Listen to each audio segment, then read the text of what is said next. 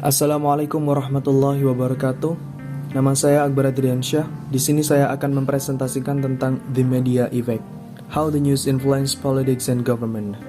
Bagaimana berita mempengaruhi politik dan pemerintahan oleh Jim Willis. Beberapa konten yang akan dibahas dalam pembahasan kali ini. Yang pertama, dampak media terhadap pemerintahan, terhadap cara pandang yang berbeda. Yang kedua, media dan tindakan politik. Yang ketiga, media dan pembangunan nasional. Yang keempat, bagaimana peristiwa dan isu menjadi berita. Yang kelima, apa yang diungkap oleh penelitian. Yang keenam, menguraikan berita, hal utama dalam literasi media. Yang ketujuh, politisi dan jurnalis, hubungan simbiosis. Yang kedelapan, presiden dan pers. Yang kesembilan, melakukan perang di era media. Yang kesepuluh, media sebagai catatan keempat estate. Chapter 1. Dampak media pada pemerintahan dalam pandangan yang berbeda. Pandangan ini dan pandangan lain tentang pengaruh media sangat berlimpah. Dan buku ini akan mencoba merincikan banyak argumen dan memberikan contoh bagaimana dan berbagai teori dampak media terhadap pemerintahan yang dimainkan dalam kehidupan nyata. Beberapa poin di atas akan dianalisis dalam pengaturan dan konteks lain. Banyak penelitian tentang bagaimana media mempengaruhi pemerintahan dan politik, atau sebaliknya. Secara berlimpah dengan contoh bagaimana media dan pemerintahan berinteraksi, baik di masa yang damai maupun di masa perang. Chapter 2. Media dan tindakan politik. Politik adalah cerita media besar di Amerika. Ini juga merupakan fokus utama dari banyak film Hollywood, dan banyak majalah dibuat dengan tema politik. Dalam demokrasi Amerika, siapa yang dimiliki para pemilih sebagai kandidat dan bagaimana mereka menanggapi gambar-gambar yang rapi dan selaras adalah berita yang besar. Bagian dari daya pikat kisah politik adalah titer politik itu sendiri, yang syarat dengan drama dan seringkali dengan skandal serta korupsi. Jarang membosankan, kecuali dalam kasus kandidat atau masalah yang tidak terkecuali. Tetapi partai politik berusaha memastikan bahwa drama itu tetap hidup. Di zaman di mana internet telah menjadi begitu populer dan telah mengubah cara ritual kita untuk mendapatkan berita dan hiburan. Para penenang politik telah mengadopsinya untuk keuntungan mereka dan sekarang menggunakannya sebagai tempat utama untuk pesan mereka tentang kandidat mereka. Selain itu, program berita non-tradisional seperti acara komedi Jon Stewart dan Bill Maher bersama dengan Oprah, Jay Leno, dan David Letterman telah mengubah cara orang Amerika mendapatkan pandangan mereka tentang kandidat dan masalah yang mereka hadapi. Dekade berikutnya menjanjikan akan menjadi sangat menarik, karena cara mengungkapkan cerita politik Amerika kepada publik terus berkembang dengan cara yang tidak pernah diimpikan oleh para leluhur bangsa. Chapter 3. Media dan pembangunan nasional. Jelas, dari sejarah masing-masing negara dan pemerintahan, serta dari waktu yang dihabiskan untuk masalah ini oleh badan-badan seperti UNESCO, bahwa media massa suatu negara memiliki pengaruh yang kuat terhadap cara negara itu tumbuh dan berkembang. Mungkin tidak ada satu lembaga pun yang memiliki pengaruh yang begitu luas dan bertahan lama pada suatu negara, pemerintahannya, dan rakyatnya selain media massa. Tentara mungkin berbaris dan melakukan kudeta yang menghasilkan pemerintahan baru, tetapi tentara lain mungkin tidak terlalu jauh di belakang, dan kudeta lainnya tidak bisa dihindari. Namun, penting bahwa salah satu hal pertama yang dilakukan tentara ini ketika mengambil alih suatu negara adalah untuk menaklukkan dan mengklaim kendali atas pusat media massa negara. Mereka tahu kekuatan institusi itu, dan mereka tidak akan merebut kendali begitu cepat.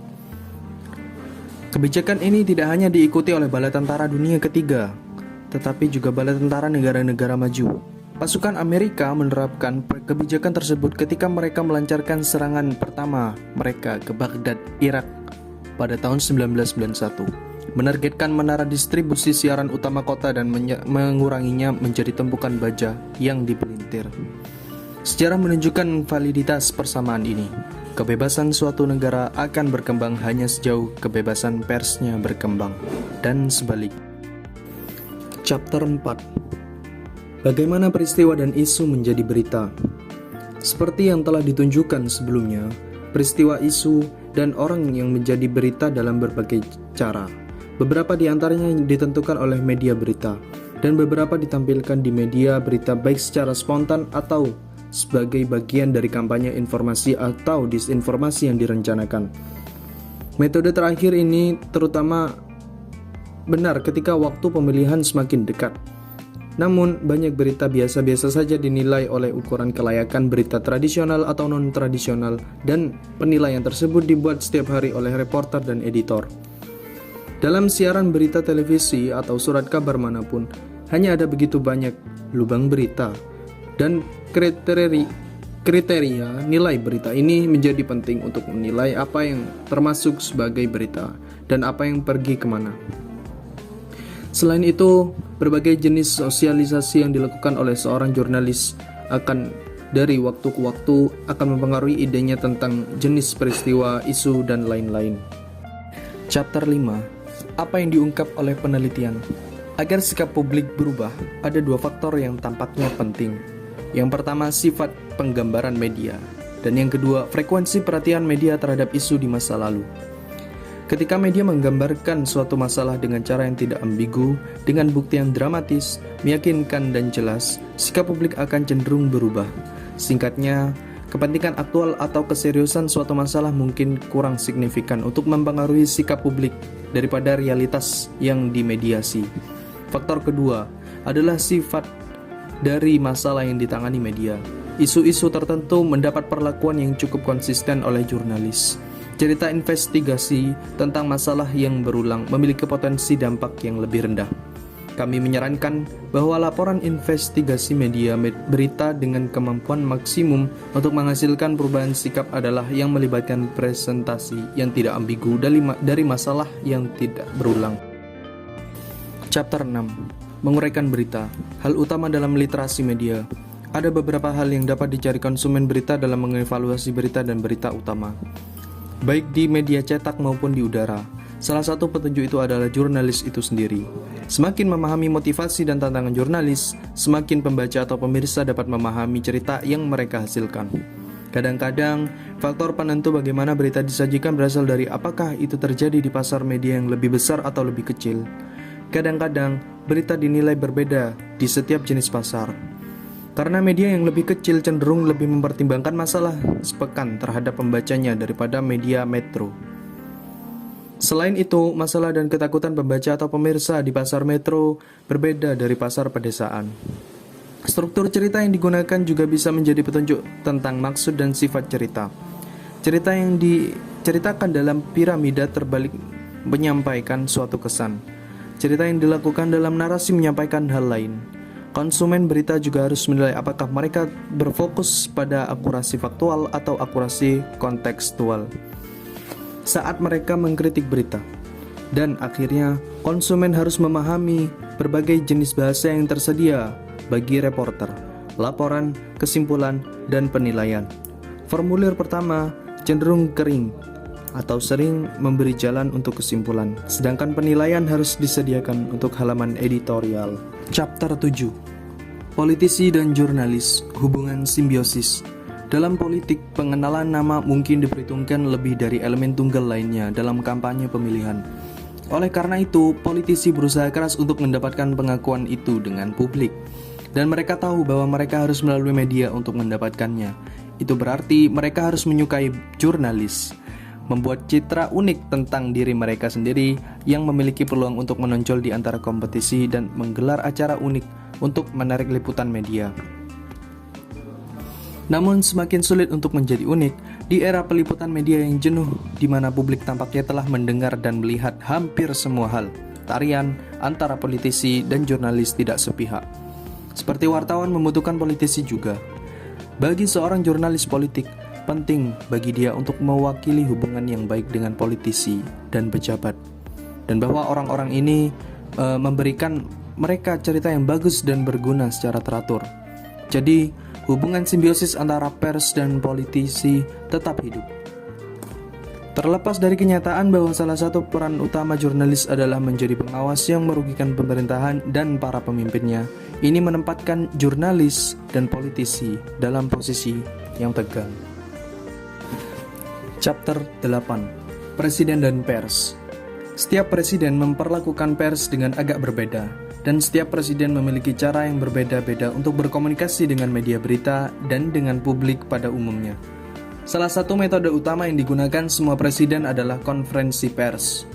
Meskipun baru-baru ini, Presiden telah mengelak dari media untuk mendekati rakyat Amerika secara langsung melalui pidato langsung di televisi dan melalui internet. Hubungan antara pers dan presiden merupakan salah satu kebutuhan bersama. Sama halnya dengan media dan politisi lainnya. Presiden perlu menjilat pers nasional, sementara media jelas membutuhkan presiden sebagai kepala pembuat berita nasional. Setiap presiden sejak George Washington pasti pernah berharap sistem demokrasi dapat berjalan tanpa pengawasan dari pers. Chapter 9. Melakukan perang di era media. Dari Perang Dunia Pertama hingga Perang Teluk Kedua, media, militer, dan Gedung Putih telah terlibat dalam permainan catur yang menegangkan dan terus berkembang, masing-masing pihak dengan tujuan yang seringkali saling bertentangan. Pertanyaan tentang bagaimana meluncurkan dan mempertahankan serangan militer sementara di bawah pengawasan para jurnalis adalah pertanyaan yang selalu membebani militer dan Washington. Kenyataannya adalah opini publik sebagian besar berasal dari penggambaran berita di media tentang perang dan alasan perang. Washington dan militer hanya memiliki begitu banyak kendali atas berita-berita media tersebut, dan seringkali mereka mendapati bahwa mereka sama sekali tidak memiliki kendali atas mereka. Jadi para perencana perang telah terlibat dalam mengembangkan serangkaian paradigma yang dirancang untuk memungkinkan media melaporkan perang, tetapi melakukannya dengan ketentuan yang ditetapkan oleh militer dan Washington. Di sisi media, masalahnya selalu ada akses ke kisah nyata perang, dan itu biasanya berarti akses ke medan pertempuran dan garis depan aksi. Itu berarti diizinkan untuk melaporkan dengan cara yang tidak terkekang, seperti yang biasa mereka lakukan untuk membuat cerita lain juga. Sejarah telah menunjukkan bahwa jurnalis dapat dikreditkan dengan mengetahui kapan sebuah berita terlalu terbuka dan akan menimbulkan risiko keamanan di medan pertempuran. Selama Perang Dunia Pertama dan Perang Dunia II, wartawan medan perang seringkali melampaui pedoman sensor yang ditetapkan oleh militer dan menyembunyikan informasi apapun yang mereka rasa akan membahayakan perjuangan sekutu. Namun semangat patriotisme yang umumnya bersatu itu diuji di hutan Vietnam ketika para koresponden menyadari bahwa mereka kadang-kadang ditipu, atau paling tidak hanya menceritakan setengah kebenaran di bagian besar waktu. Bahkan dengan semangat pelaporan independen, bagaimanapun muncul pemahaman bahwa informasi dapat menjadi alat yang ampuh dan berbahaya di tangan orang yang salah, sehingga koresponden medan perang sering menyensor cerita mereka sendiri atau mengembang mereka sampai waktu yang lebih aman. Chapter 10. Media sebagai catatan keempat estate. Cita-cita demokrasi liberal klasik dari media sebagai estate keempat memandang media sebagai pembela demokrasi. Tugas yang mereka lakukan ketika mereka mengambil peran sebagai pengawas masyarakat. Banyak contoh dalam sejarah Amerika, termasuk rangkaian cerita Watergate yang mengakibatkan pengunduran diri Presiden Richard M. Nixon, menunjukkan adanya peran ini dan signifikansinya dalam masyarakat Amerika. Namun, sepopuler teori keempat estate dalam masyarakat demokratis, itu bukan satu-satunya cara media berita dipandang. Beberapa kritikus melihat media lebih sebagai anjing pengawas daripada pengawas, institusi yang dilayani orang kaya dan berkuasa dalam masyarakat kapitalistik dan didorong pasar. Peran media ini bertentangan dengan kepercayaan para ahli teori Fourth Estate adalah untuk mengontrol masyarakat dan membawanya sejalan dengan pemikiran dan cita-cita orang kaya dan berpengaruh, elit masyarakat.